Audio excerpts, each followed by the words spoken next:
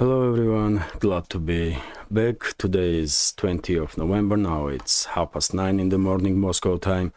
I'm Levan Gudadze and this is my first update for the day in which I will share all the main news that are making headlines in Russian media outlets and Russian language pages on different internet platforms. Second update will be a little bit late on my Patreon page, in which I will share additional news that will be reported by Russian media, and also I will summarize previous week as I usually do during the informal talks on Patreon. That's been said, well, I have a major announcement to make, dear friends, about our project. And well, tomorrow 8 o'clock in the evening Moscow time, I will have a live stream with a guest, Matthew Ehret, senior fellow at American University in Moscow, founder of Canadian Patriot Review. Very interesting expert, historian with very interesting take on current global events through prism of history. I'm absolutely sure you will find the interview with Matthew interesting. I hope you will find the time to join the live stream tomorrow at 8 o'clock evening Moscow time. But before, I'm quite sure many of you are familiar with Matthew and his work, but some may not, and you can check, dear friends. This is his Twitter account or account on X. This is YouTube channel, Canadian Patriot Press, where you can see at least several his videos to have a good understanding. He has great videos about great conversations, and also his website, the Canadian Patriot. So you can check all of his pages. Under this video in description box, you can see link to his YouTube channel, dear friends, in a recommendation list. That's the first announcement. So tomorrow I did listen to you, dear friends. As you know, just recently I did basically make decision that I will postpone for some time, for indefinite time, basically, interviews. But many of you did recommend to continue work on this segment of interviews, and I did listen to you. And well, tomorrow we will have a guest during the live stream, Matthew Ehret. Yet again, hopefully you will find time to join the live stream. That will be great support to me and to this project. And also, dear friends, yesterday I had a live stream, Sunday live stream, traditional live stream, and if you will have time, you can check that live stream on my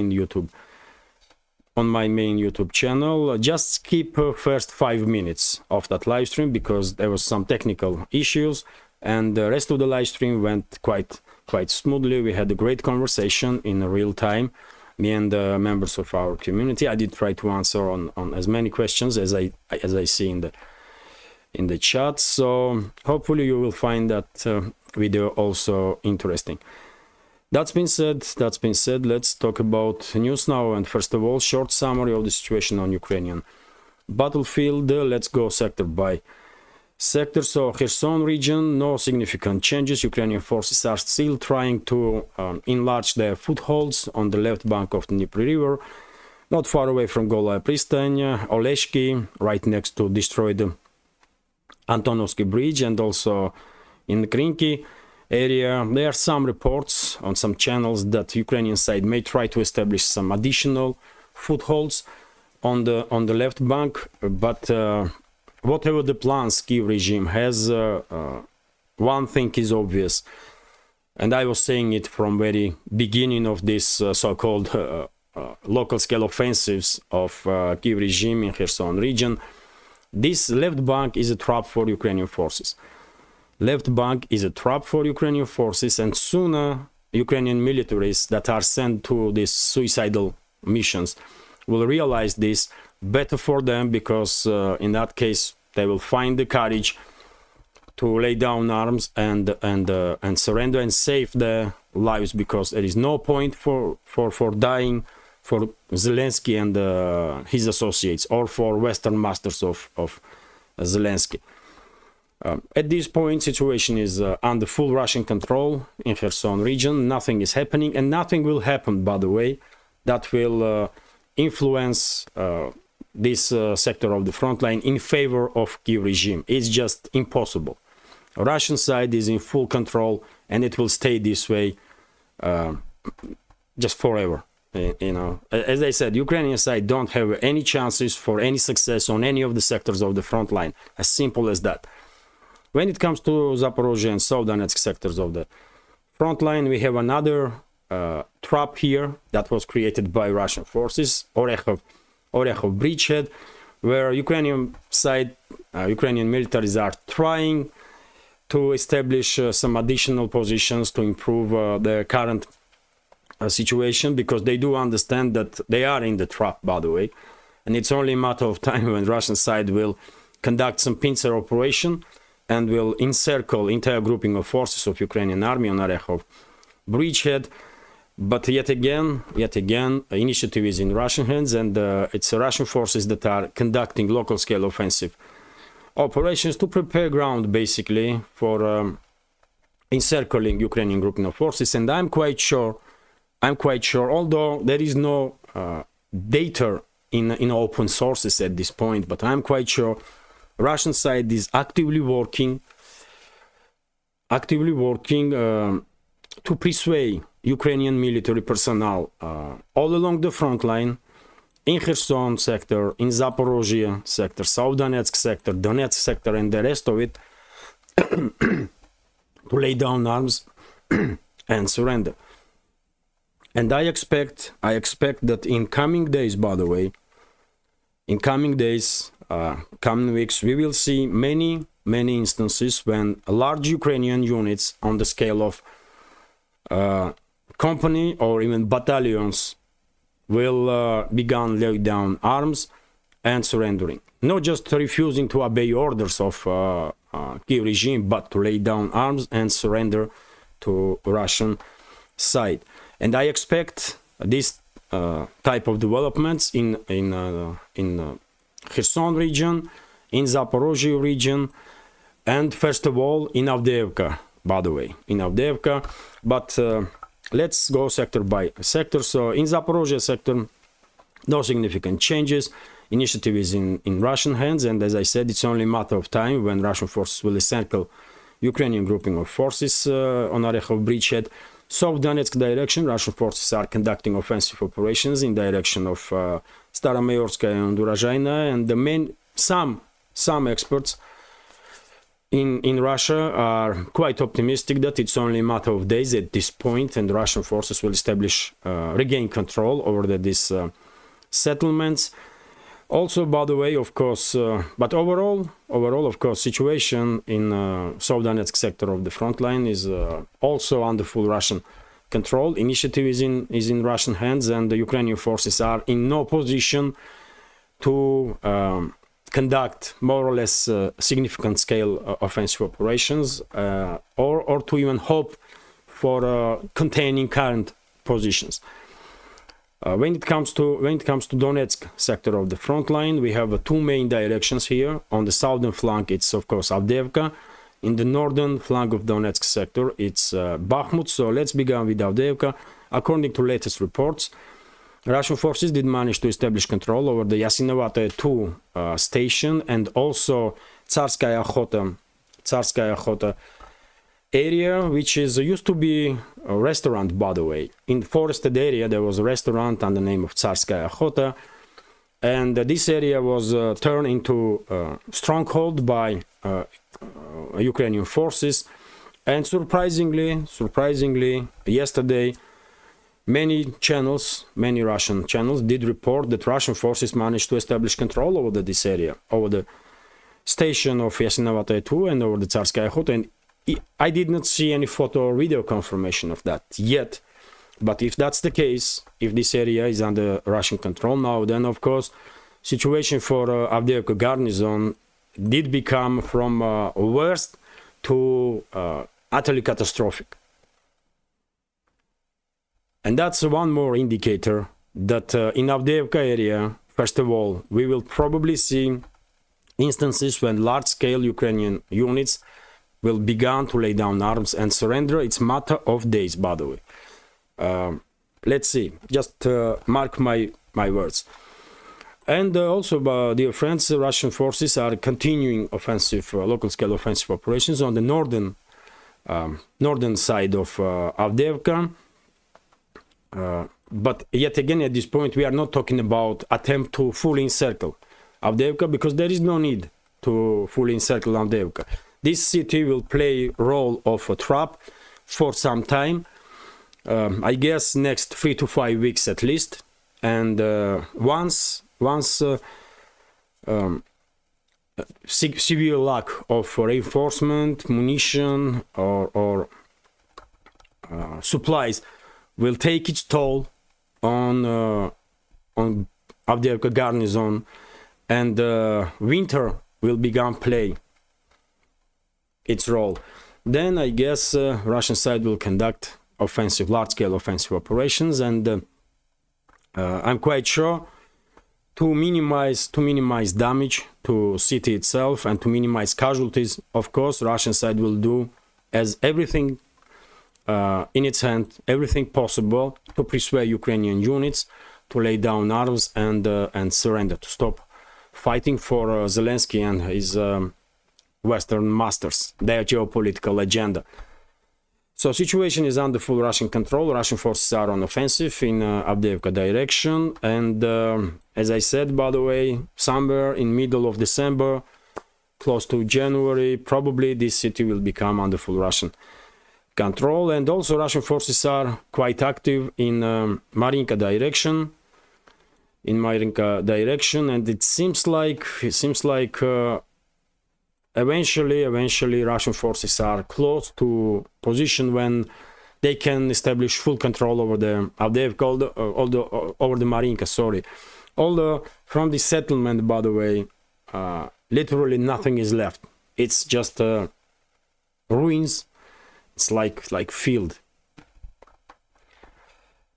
Unfortunately, that's what happens on the line of contact when you have high intensity battles, and that's one of the major reasons why Russian general staff is trying to use current line of contact to minimize battle capabilities of Ukrainian armed forces and to persuade or to force Ukrainian units to lay down arms and surrender, to stop fighting, because Russian side don't want to push this line of contact any further, because it will bring more casualties and more destruction to those areas.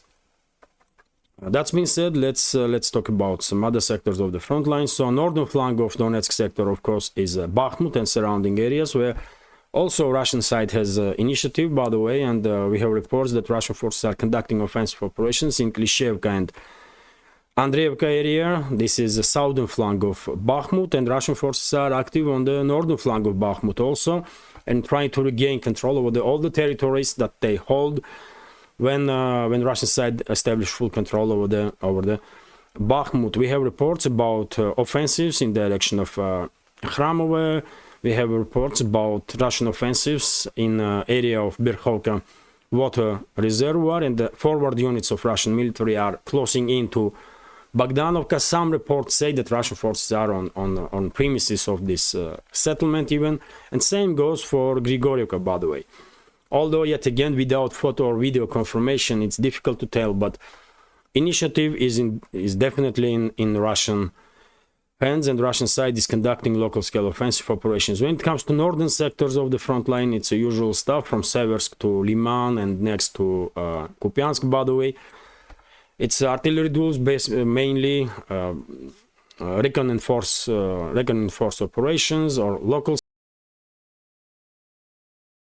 spots in this area, I will say, are Belogorovka in the Seversk area, in the Seversk direction, and also, by the way, Sinkovka in Kupiansk direction. This small village here. But yet again, when it comes to northern sectors, Russian side is locked and ready for large-scale offensive operations for quite a while now, and it's all depends now on Russian general staff when Moscow will greenlight this large-scale offensive operation on all along the northern sectors of the front line, possibly even in the central sectors and the southern sectors. It will happen in the winter, in my opinion, but yet again, I'm not military person, by the way. I do note this constantly. I'm not military expert, and my reading of big picture can be mistaken. My understanding of situation can be mistaken. To understand extremely well what is going on the battlefield, you have to be military person, military expert. We can only just analyze situation based on information from open sources. That's all we can, really. And this is it when it comes to short summary of the situation on Ukrainian battlefield. I remind you, dear friends, that military summary channel, Dima, host of this channel, provides greatly detailed information about situation on the front lines on daily basis, twice a day. So if you want to learn some more about this local scale changes and skirmishes on the front line, I highly recommend the military summary. If you are not familiar with this channel, you can see link under this video in description box in the recommendation list. That being said, let's continue with some additional news now. And the TASS news agency reports, by the way, that Russian armed forces destroyed depots, ammunition depots of Ukrainian armed forces in Kirovograd and the Kyiv region. Tornado S and Iskander missiles were used to destroy these munition depots, as I understand, and also Giran drones. And dear friends, I did share on my Telegram.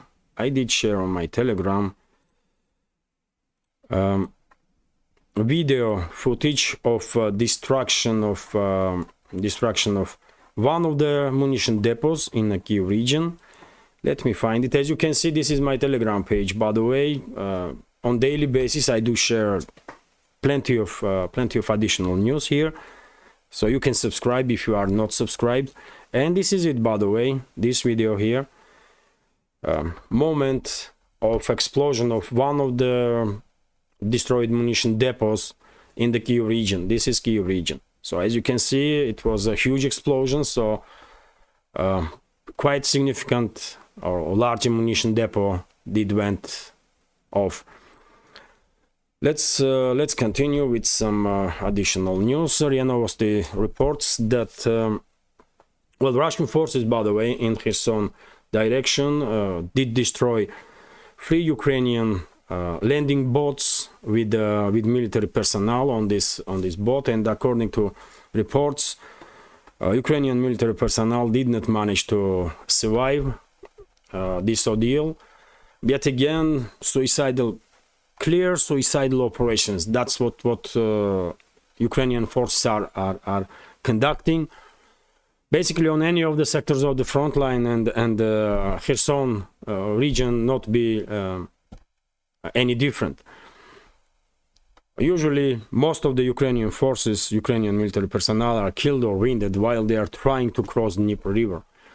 And I wonder how long it will take for these militaries to realize that they've been used as a cannon fodder.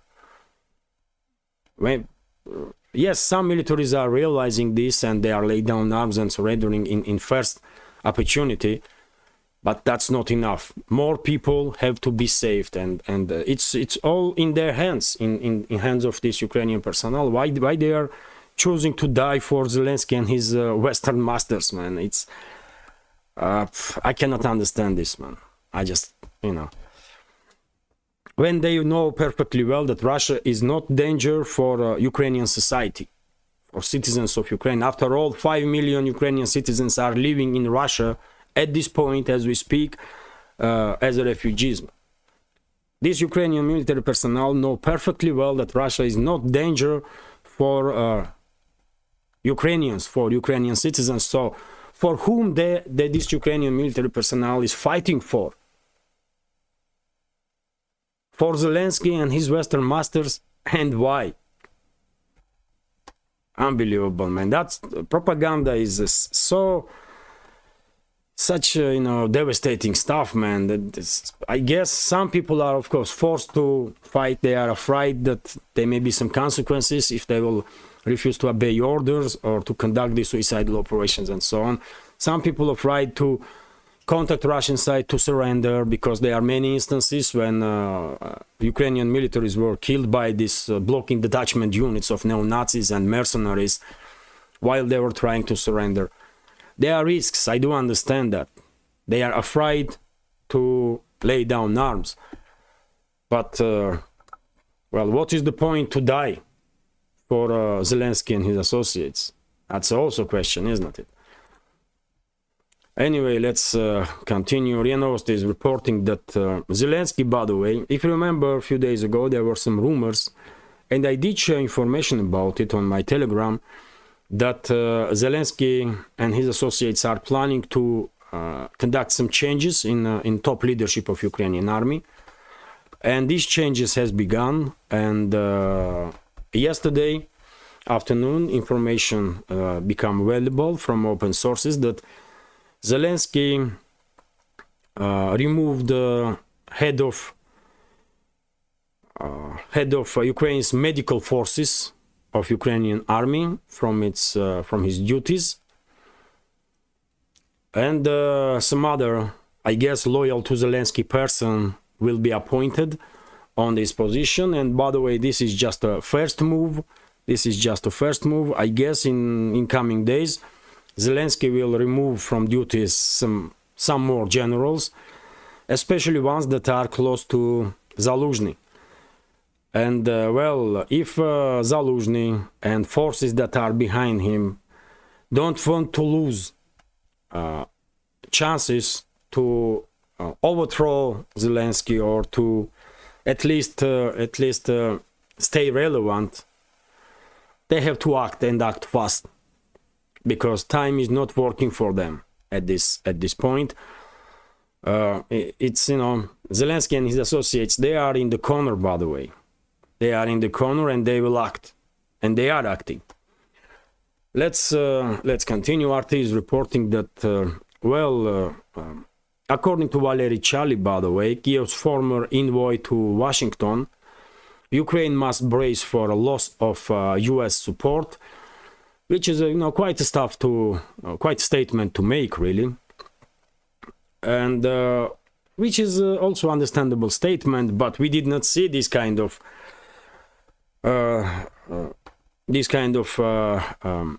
attitude from Ukrainian side. But let me read several sentences here. Valery Chalikiv's former envoy to Washington has said that Ukraine should brace for a potential political crisis in the US that could undermine federal military assistance to the embattled nation. In the interview with the Espresso TV channel, this is Ukrainian channel, by the way, Charlie, who served as Ukraine's ambassador to the US between 2015 and 2019, waged on recent visit by Ukrainian delegation to Washington that sought to lobby the US Congress for more financial support to Kyiv. According to diplomat, Ukraine has found itself in a precarious situation. Out of the three scenarios that we've been talking about for a long time, our government has for some reason considered the most optimistic scenario, and what is happening now is actually the worst case scenario, he told the Ukrainian broadcaster. Charlie pointed to concerns that Republicans led by new House Speaker Mike Johnson would delay providing aid to Kyiv. We don't know what will happen next. It is already clear that there will be a decrease, he added. And he is absolutely correct in this instance. It's just too obvious It's just too obvious at this point that Western ruling elites are beginning to distance themselves from Kiev regime and from failures of Kiev regime. And well, what is happening in Congress, it's only small part of this preparation of the ground to finally remove itself from Ukrainian crisis that not just Washington but collective West is planning for for foreseeable future. So of course, one way or another, but financial aid for Kiev regime will decrease, military aid for Kiev regime will decrease. It's just too obvious. And in this case, Charlie is correct. And you know my take on Ukraine, by the way, Ukraine's fate. I'm quite sure, as I said many times before, that once this conflict will end in Ukraine, Russian side will be in control of a vast majority of Ukraine, with exception of western regions of this failed state, because in my understanding, western regions will become under control of NATO member states that are bordering Ukraine, namely Poland, Hungary, and Romania, possibly Slovakia. So Ukraine will be divided between its neighbors, and there will be no Ukraine as a state on the political map after this conflict will end. This is my take on it. I will give for this scenario 99%, by the way. 99%, that's how sure I am that that's what's gonna happen. And I will just leave slight chance, 1% chance that Kiev and surrounding regions will remain as a quasi-state under the name of Ukraine. Although I find it difficult to understand why Moscow will ever allow this to happen. Because it's just too obvious that if Kiev and surrounding regions will remain as a quasi-independent state, of course, Western ruling class will constantly use this entity against Russia to destabilize Russia and so on. So that's why I'm saying, man, 99% I will give that after this conflict will end, there will be no Ukraine as a state on political map. Let's continue. And of course, before that happens, Western ruling elite will just turn their back on Kiev regime, absolutely, and they will support Poland, Romania, Hungary, under whatever pretext, by the way, to establish control over the western regions of that failed state. But anyway, let's continue. And well, RT is reporting about statements that Medvedev made, by the way, by commenting Biden's article. So let me read several sentences, if I may. So former Russian president and current deputy chairman of Security Council, Dmitry Medvedev, has said that US President Joe Biden's latest opinion piece for the Washington Post once again highlighted the essence of Washington's security doctrine, which is to provide for America's interests at the expense of others. The US supposedly makes itself safer by pouring money into its own military industry and starting wars on other continents. Medvedev said Sunday in a post on X, that's formerly Twitter, calling it the essence of the American security doctrine. That's why our commitment to Ukraine today is an investment in our own security, Biden said in his piece published on Sunday. Medvedev, who now serves as deputy chairman of the Russian Security Council, responded to this by saying that US essentially considers money and blood together as a good investment. How very American, no comment, he added. Well, Biden is not the first and I think not the last US official who sees these constant wars waged by US or Western ruling class as an investment, by the way, because we all know how influential US military industrial complex is and how corrupt systems in the political systems in the US or in the European states are. So of course they see these wars, constant wars, as an investment, because they are investing in military industrial complex and in themselves, because they are making huge amounts of money, by the way. Huge amounts of money. Just remember, whenever high-ranking, almost, and this is about all high-ranking officials, by the way, almost all. Whenever, let's say, U.S. high-ranking official is leaving office, it will, how long it takes before this or that person eventually finds itself on a board of directorate or some high-ranking position of companies that are affiliated with the military industrial complex or energy sector, energy companies, or just these multinational huge corporations, man. Almost all of them eventually are finding the ways to these corporations. And if that is not corruption, by the way, then I don't know what that is. So of course, while they are in the position of officials, they are serving interests of those companies, because they know once they will leave, they will have a nice income forever, and they don't care about US citizens. They don't care about citizens of any other countries. It's just too obvious, and it's hard to argue with Medvedev in this regards. Of course, they see this ongoing conflicts worldwide that was provoked by Washington or collective West as an investment. RT is, and it has nothing to do with the real security of US. We all do understand this also, because US is becoming much more vulnerable because of this so many conflicts all around.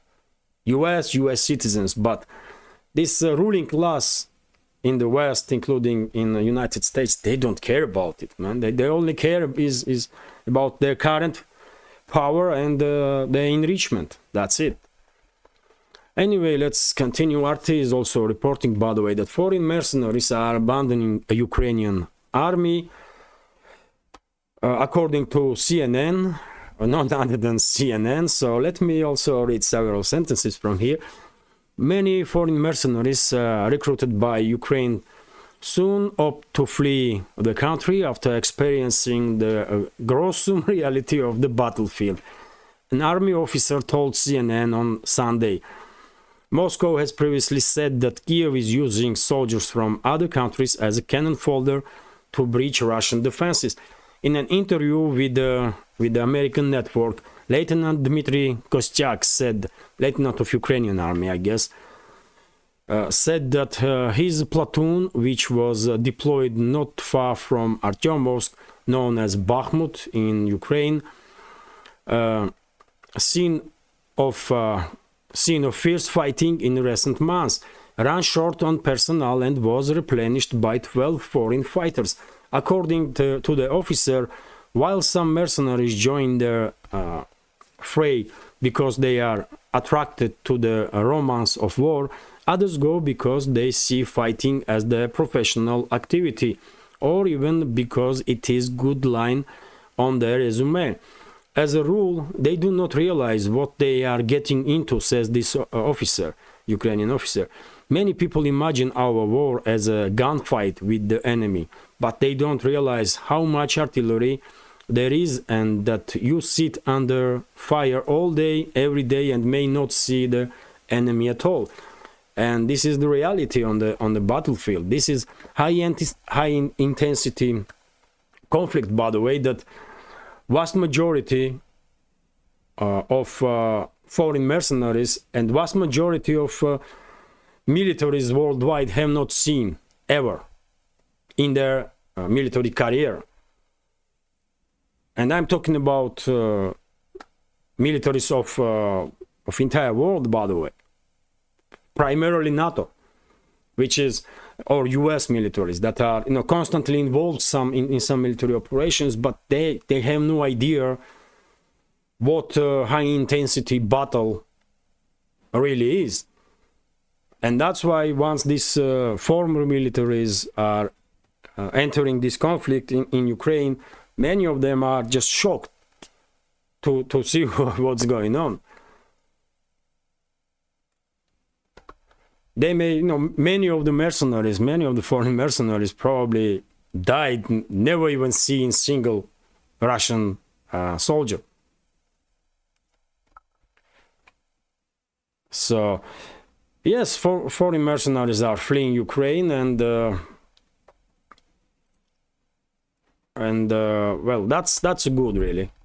They have nothing to do in Ukraine in the first place, and whoever will stay in Ukraine, by the way, most definitely significant number of them will be in a detachment, blocking detachment units, because recently more and more news is coming in that because neo-Nazi battalions of Ukrainian army had significant casualties, they are no longer, seems like, able to control entire front lines, to force, to scare Ukrainian, ordinary Ukrainian militaries, and to execute them, and to, to force them to continue the suicidal operations. And therefore, Kiev regime is more often using foreign mercenaries for these purposes, for blocking detachment units.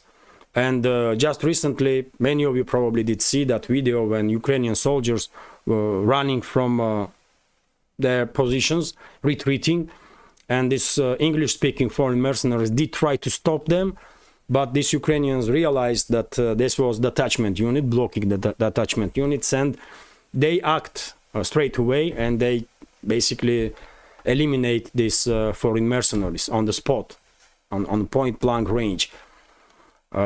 So that's what is happening there. Anyway, let's continue, and that is reporting that Russian MP did propose that Russian citizenship should be given for Ukrainian defectors. And well, this proposal definitely has everything to do with the recent developments about Ukrainian pilot who defected to Russian side with his plane.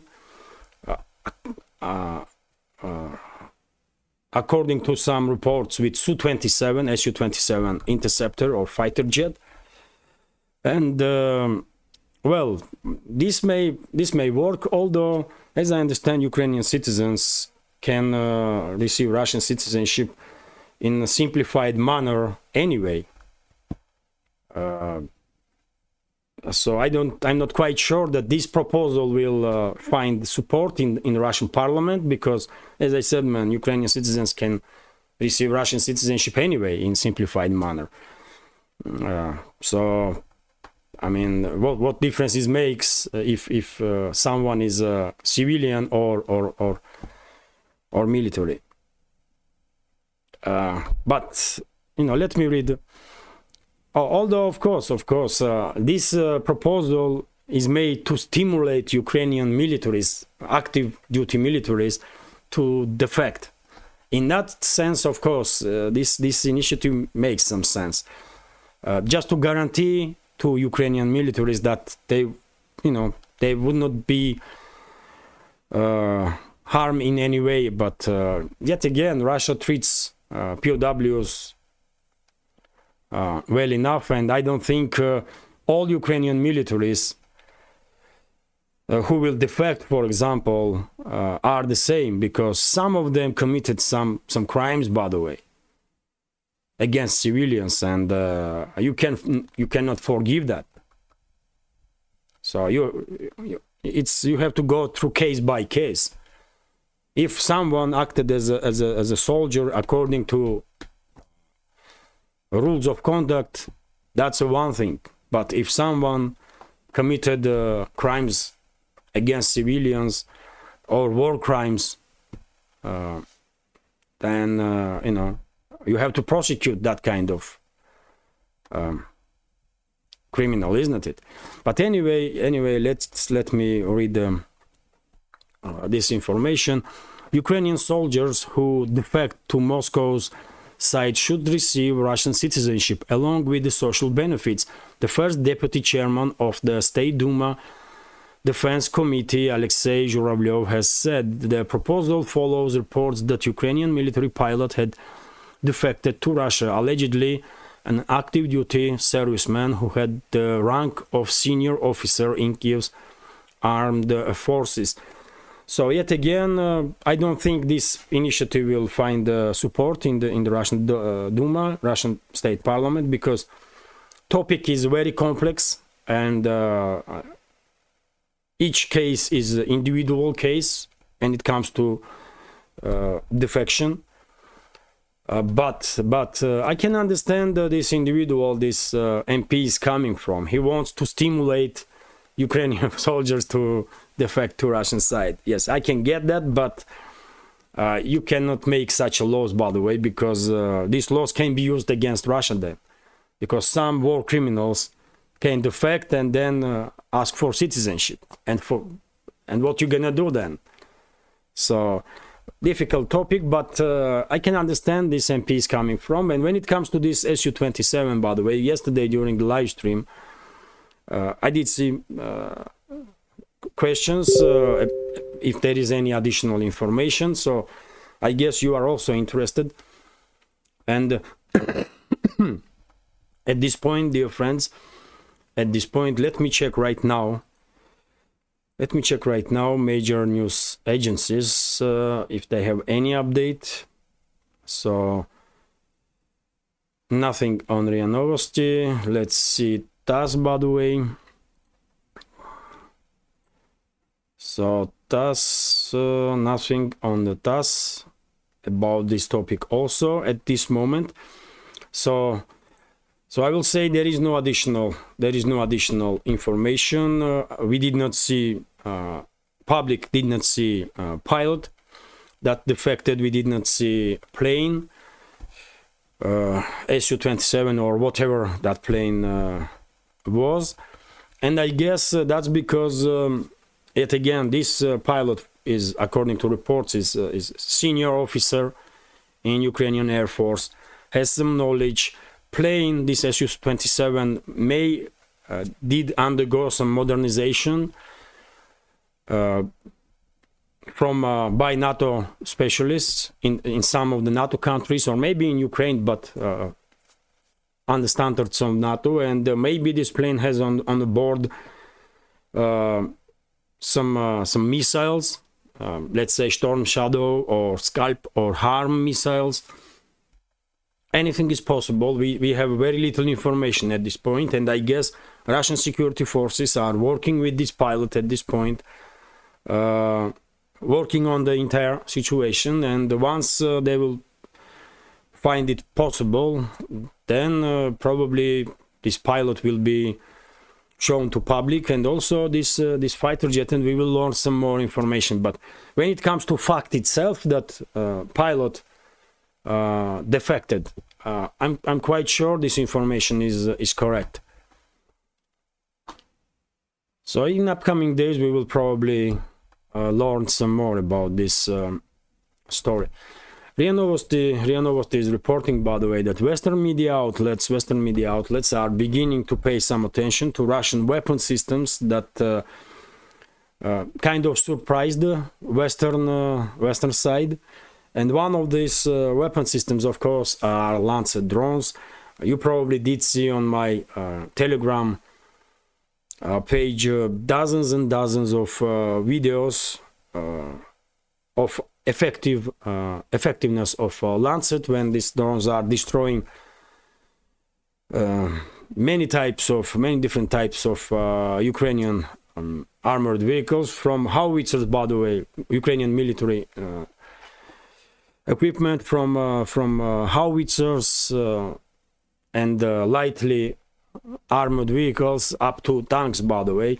I still remember how Lancet drone destroyed the Leopard tank, by the way, Leopard 2A6 tank. I did not expect that this drone was capable of destroying tank, but it is. So Business Insider did write about Lancet drone, and well, after this conflict will end, I'm quite sure company that produces Lancet will establish will easily manage to establish himself on the world market, because demand on Lancet, on Scalpel, on other types of these drones will be immense. And same goes, by the way, for Ka-52 helicopter gunship. I guess Ka-52s will be also in high demand worldwide. Let's continue. And how long is this video?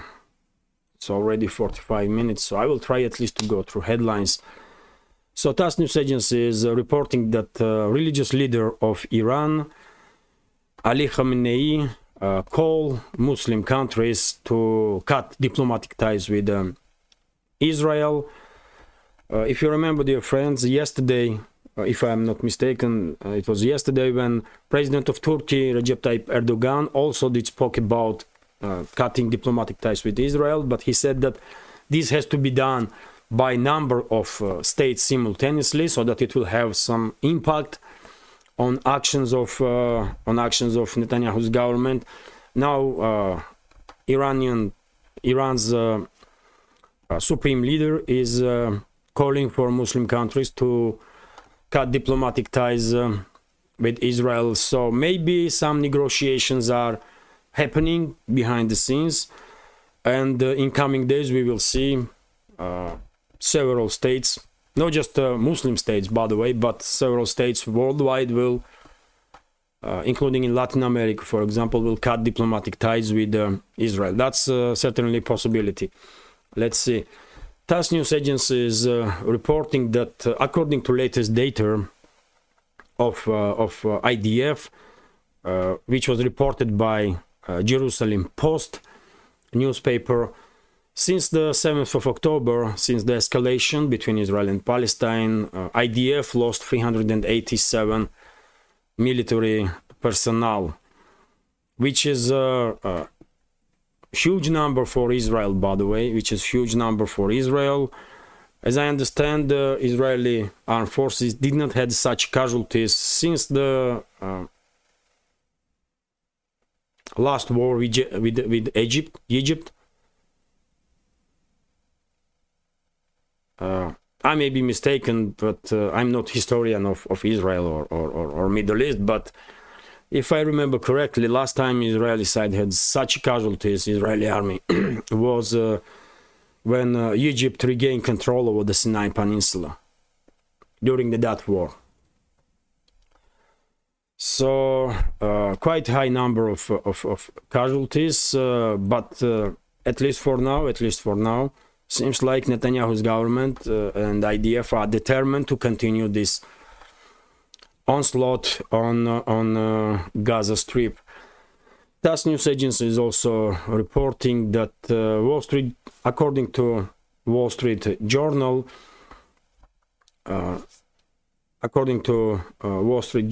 Hamas is ready to release 50 hostages if Israel will declare 5-day ceasefire in the Gaza Strip.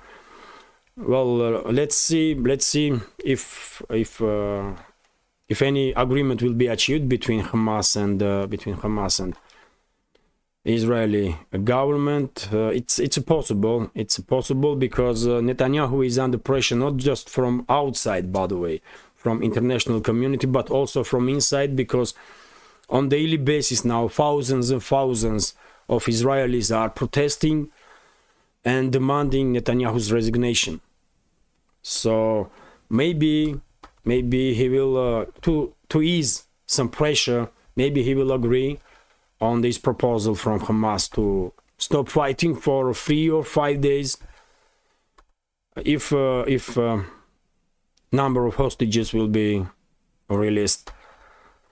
Let's continue. TASS news agency is also reporting, dear friends, that Israeli army demanded from BBC, by the way, UK's broadcaster, apologies for ways that BBC made its reports about Ashifa, the developments in Ashifa hospital. BBC was quite critical of evidences that was provided by Israeli army and not just BBC. Let's be clear here. Everybody was quite skeptical about these so-called evidences that Israeli army provided. By the way, after all,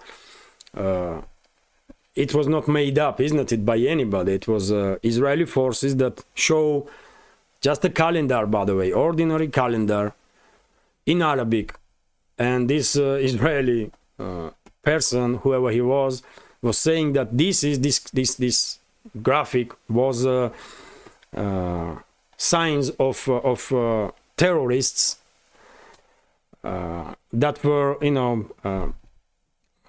standing, beginning their duties. So it was kind of timing when this terrorist began its duty and when he left his position and so on. And it's just unbelievable, man, how low level this propaganda of IDF is. And of course nobody believes now to anything that IDF says or Netanyahu's government.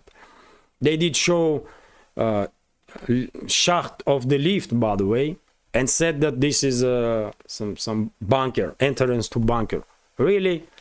And people straight away did notice that this is the all equipment and the rest of it. It was just this shaft for the lift. And there is many other instances, by the way, and now nobody believes to what IDF has to say or Netanyahu's government, and BBC is not exception, really. They just question slightly, how concrete that those evidences were, and BBC is definitely not alone, and I don't think BBC will apologize. But let's see how far Israeli lobby goes, man. They may apologize. They may even fire editors and journalists that worked in that day in BBC. Anyway, let's continue. RIA Novosti is reporting, by the way, that Russian Ministry of Emergency Situations evacuate 500 Russian citizens from Gaza Strip, from 900 that make appeal to be evacuated. So in upcoming days, Russian Ministry of Emergency Situations will continue work to evacuate as many Russian civilians as possible from Gaza Strip. And also, by the way, Russian Ministry did made it clear that it will evacuate citizens of other countries also if they are asked to assist. Let's continue. TASS news agency is reporting that, well, this is also interesting, by the way. Yesterday, Yemenis Ansar Allah organization, which is widely known as a Houthi rebels, did make a statement that they seize control over the Galaxy Leader transport ship, and that's how this ship looks, by the way. It's a huge. This is video, by the way, when Houthi forces were approaching this ship and boarding this ship. They did work quite professionally, one should say, and they are military grade formations, by the way. They are very capable militaries for sure. And when it comes to that's a ship, by the way. That's ship itself. So it's a huge ship, commercial ship, and Houthi rebels did say that this ship has some connection with Israel, and that's why they seize it. And this is not the first time when Houthis are active in the Red Sea. Just recently, U.S. warship was attacked by Houthis, and Israeli government, Netanyahu's government, did react on this information, and they said that this ship has nothing to do with Israel. It belongs to a British company and operated by Japanese company, and no Israelis on the board. And this was confirmed by a Japanese company who is operating this ship. But what is also interesting, dear friends, that Netanyahu's office of Netanyahu did blame Iran for this Houthi operation. They blame directly Iran, which is a dangerous development, because Iran may support this or that organization in the Middle East, but it not necessarily means that these organizations are only acting under orders of Iran. That's mistaken understanding of situation. All these organizations are political and military force in their countries, and they are acting on basis of their own interests and interests of their countries as they see it. And of course Netanyahu's government knows this perfectly well, but they choose to escalate with Iran and use this operation of Houthi rebels to blame directly Tehran for this operation. And when it comes to people on the board of this ship, by the way, a global leader, on board the 25 members of crew from Bulgaria, Mexico, Romania, Ukraine, by the way, and Philippines, and they are no citizens of Israel or Japan on the board. But maybe this ship was moving towards Israel or from Israel, and that's why Houthi rebels made decision to conduct this operation. Let's see how will situation develop. I'm quite sure civilians or members of the crew of that ship are safe, and they will not be harmed by Houthis. And also very important news, dear friends. Argentina elects its first libertarian president. So a libertarian economist, Javier Milei, was elected to become Argentina's next president on Sunday. With 86.59% of the votes counted, Milei won with nearly 56%, while his rival in the runoff, Economy Minister Sergio Massa, received only 44%. Before the official results were announced, Massa considered defeat in the speech. So he did congratulate this Javier Milei with the victory.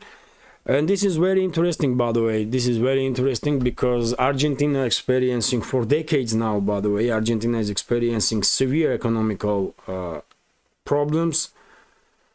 It's constant economical crisis in Argentina for last, I don't know, 3 decades, if not more.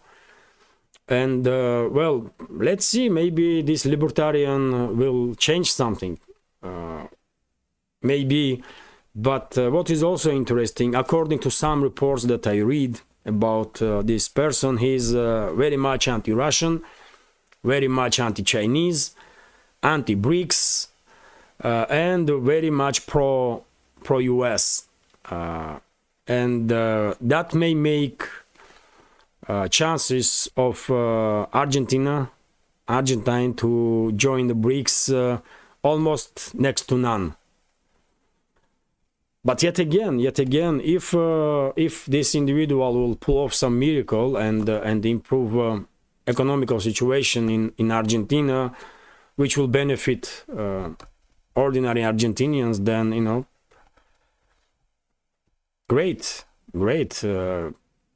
Maybe he is not seeing himself or Argentina as ally of multipolar world or part of multipolar world, but if he can bring some success to Argentina and improvement of standard of living to citizens of Argentina, then that's gonna be great. Anyway,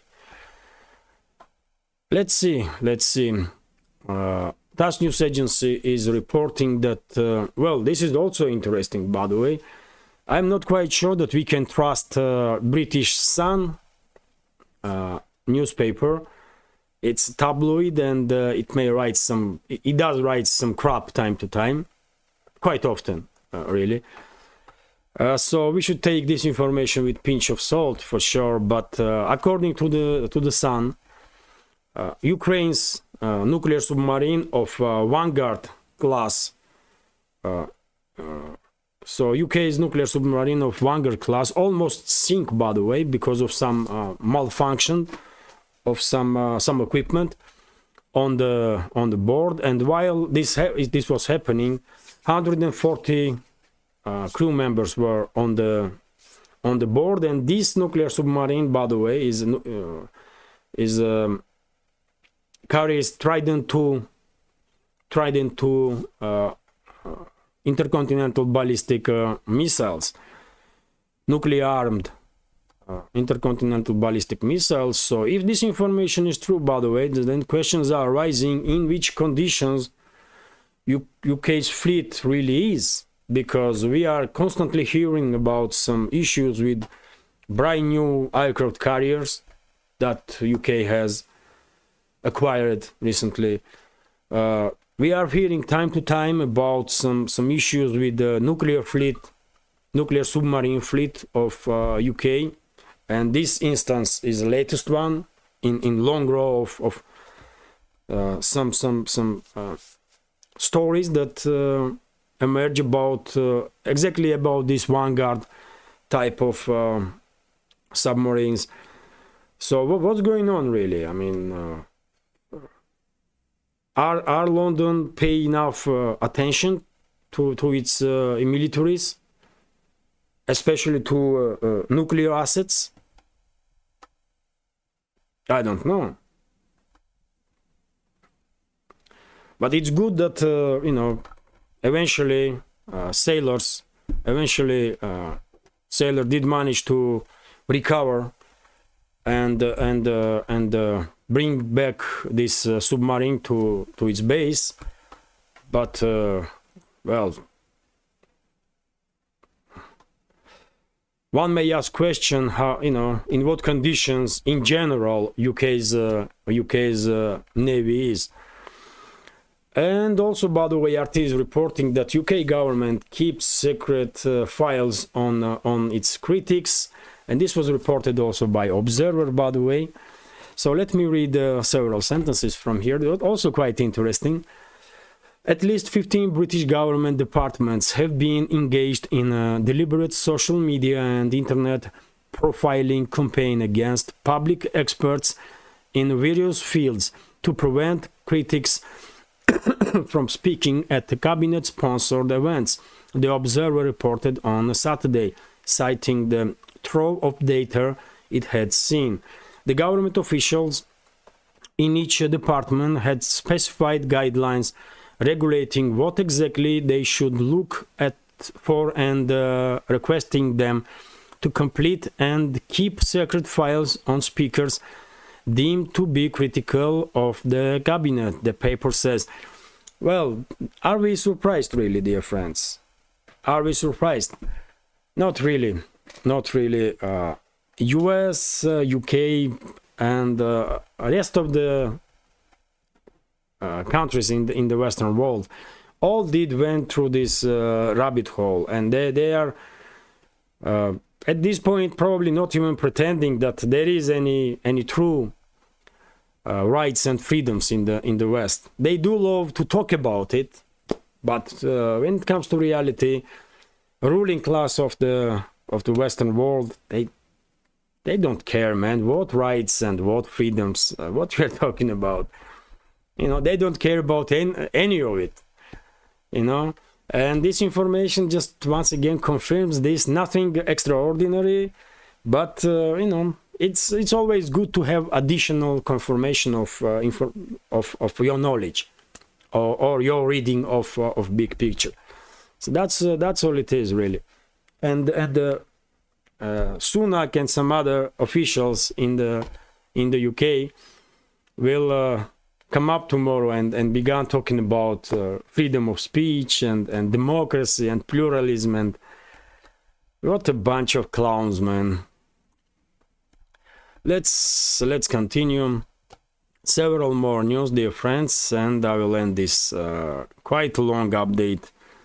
It's already more than an hour, but hopefully you will find this news, by the way, this news update interesting. So TASS news agency did report that Finnish militaries, by the way, Finnish militaries are beginning to support border guards to build some fences on the border with Russia and on the checkpoints, because it seems like border guards are not capable to do it fast enough. And also their friends, the Russian Foreign Ministry, did of course respond on recent developments when Finland closed almost all the border crossings with Russia. And the Russian Foreign Ministry did say that Russian side will of course respond on this development. And well, according to Finnish side, by the way, they are closing border crossings because many citizens of third countries are using Russian territory to enter Finland, and they are asking for refugee status then in Finland. So they kind of want to seal the border so that no refugees from third countries will enter Finland. But by attempting this, they are ruining last remnants of normal relationships with Russia that Finland had some time ago. So I'm not quite sure that this is right approach. But after all, by the way, Finland did join NATO, isn't it? And Finland is now responsible for all the crimes that NATO committed worldwide. They love in the West to talk about how peaceful NATO is and the only defensive force. But let's remember what NATO did in Yugoslavia and against Serbia and Serbian people. Let's remember what NATO did against Libya and Libya, society of Libya.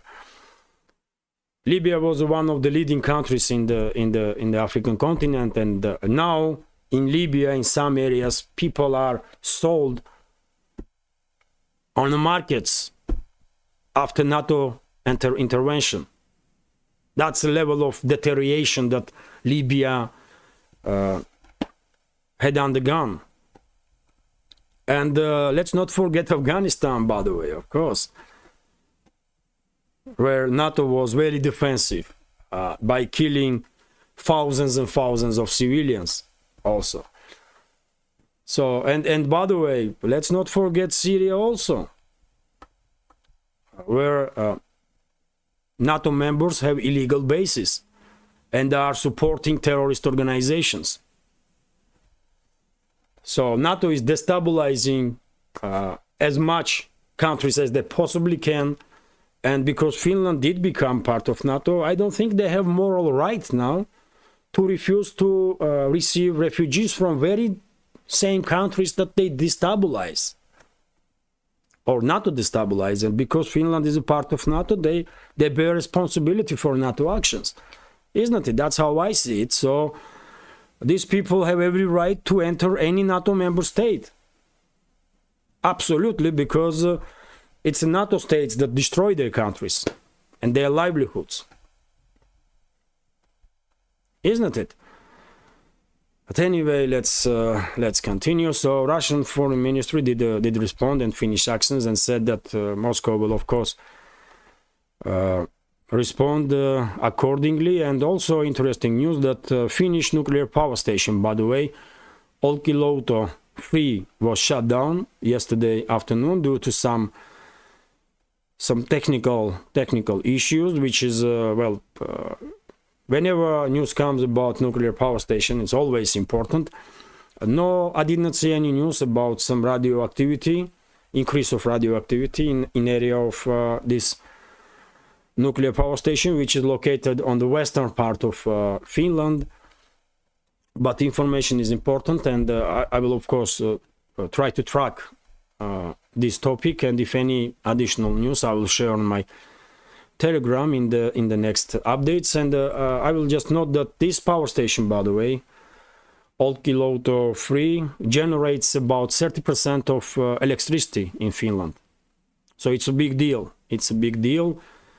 Let's see how long this power station will be shut down. Maybe did begin operating again, but at this point I did not see such information.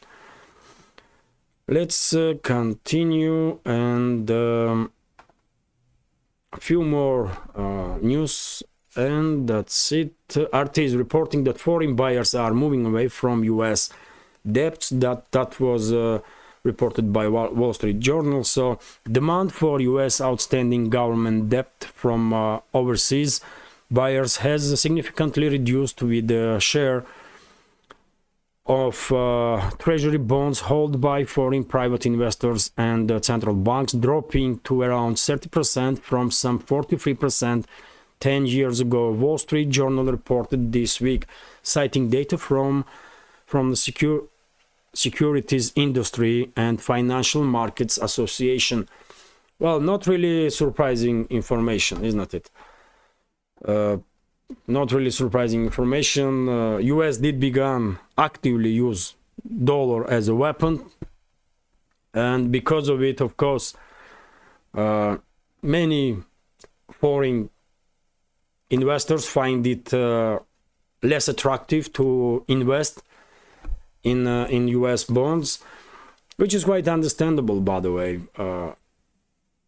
After all, US Washington can sanction anybody anytime, and these investments will be frozen for indefinite time. So this is just one of the consequences of actions of Washington when they are using the financial system and the dollar as a weapon against other countries. Interesting development, but not surprising. RT is also reporting that yuan outpacing euro, by the way, as a major trade funding currency. So global companies are reaping record profits through yuan-dominated bonds and are borrowing heavily from Chinese lenders at low interest rates at the time when the cost of using Western banks is skyrocketing, Reuters reported on Friday. According to the news agency, international companies and banks are raising record amounts of cash through Chinese panda and the dim sum bonds dominated in yuan. While the fundamental story is not compelling for Chinese investors looking for growth, the depreciation of the yuan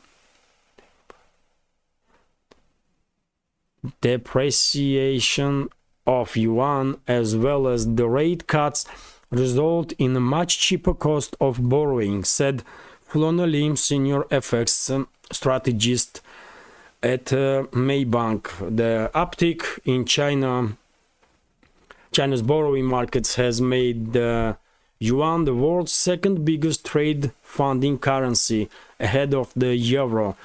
The development reflects Beijing's ambitions to boost the yuan's share in global funding, Reuters added. Well, by the way, yuan may become a BRICS currency eventually. There was so much talk that BRICS may come up with its own currency, but why you need a separate currency when you can use yuan, really? And I guess it's quite possible. It's quite possible. Maybe India will have some issues with this. Maybe Russia will also have some issues with the yuan to become a kind of currency of the BRICS. Maybe some other members will have some issues with it, and they will prefer some separate currency, because central banks of these countries will have some say in this case. But yuan definitely, one way or another, yuan is definitely becoming major currency in this world, and this information only confirms that they just outpaced euro, which is on its own is a quite big deal. So RT is reporting, dear friends, that Russian electric SUV launches on domestic markets. So this is how this SUV looks. It looks okay. in my opinion. So Russian electric vehicle maker Motor Invest has launched production of its latest SUV model, the Evolute I Sky. RIA Novosti reported on Thursday. The vehicle, a mid-size crossover SUV with a range of 500 kilometers on a single charge, will be assembled by Motor Invest at the factory in the Lipetsk region. The car is already available to order, with prices starting from nearly 4 million rubles, which is about 45,000 USD, according to the manufacturer's website. Well, I guess this car is originally Chinese, probably, but it will be built in Russia, maybe under license or something like that, or maybe this is domestic project, who knows. But I'm not really big expert in cars, but it's a good, man, it's good for Russian economy that there will be some additional workplace created, some additional income for ordinary people. And also customers will have a bigger choice when it comes to electric cars. And it does look nice, really. Isn't it? This Evolute. Yes, it does.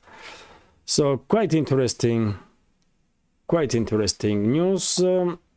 And by the way, when it comes to Russian car market, I did report it many times before that because many car manufacturers of Western world did left Russia, Chinese are basically overtaking this market, man.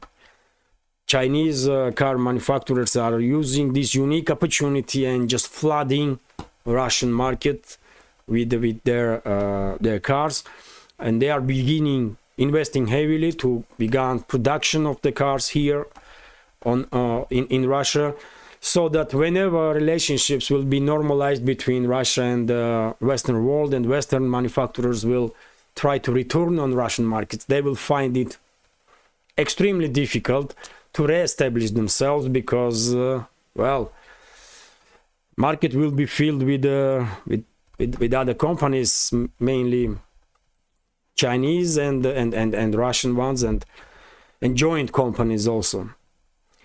Let's continue. RT is reporting that Russia ramps up trade with Africa and Asia. This is customs data, by the way. So Russia's economic cooperation with Asian and African countries have continued to grow, while trade with the European Union has declined, according to latest reports by the Federal Customs Service. Data released this week showed exports to Asia jumped to 226.6 billion in the first 9 months of the year, up by 10% from the same period of 2022. Exports to Africa surged by over 50% to 15.6 billion in January, September, compared with 10.1 billion 1 year ago. And well, same time, Russian imports from the two regions also increased, amounting to 140 billion in value terms in the case of Asia, and up by 40% on 2020 in comparison to 2022. Moscow also boosted purchases from Africa by 10%, up to 2.5 billion. And well, in contrast, Russian trade with the EU has steadily declined. Exports to the bloc plunged from 260 billion in January-September of 2022 to just 65.3 billion in the same period of this year. Imports from Europe were down by around 10% to 59.2 billion. Data shows. So, well, significant decrease in trade with Europe from 216 billion, let's say, in 2022, in 9 months of 2022, to only 65 billion in this year, in same 9 months from January to September. But yet again, Russia is managing to reach different markets now, and Of course, nobody is happy that economical and trade relationships between Russia and Europe is in decline, but this is not Moscow's choice, this is not the Russian choice, isn't it? That's what ruling class of Western world decided, and that's what it is, really. Hopefully, sometime in the future, things will change and relationships between the sides will begin to improve. And this is it, by the way, this is it for today's update. Hopefully, you will find this video interesting, and if so, please click that like button and leave some commentary about any topic you like, just about anything. More likes and comments probably will increase my chances to reach by the audience. And for the very same reason, if you can, please share links to my videos or my channel with your friends on any of the platforms that you are active on: Facebook, Twitter, Telegram, just any. And dear friends, if you think this channel, this project with several channels, including this one, is interesting, informative, useful, and deserves to exist, please consider to support my work with small donations through PayPal, buy me a coffee, or by subscribing to my Patreon page. You can see links under this video in the description box or in the pinned comment. This is it for now. Have a great day. I wish you a successful new week. Take care and see you soon.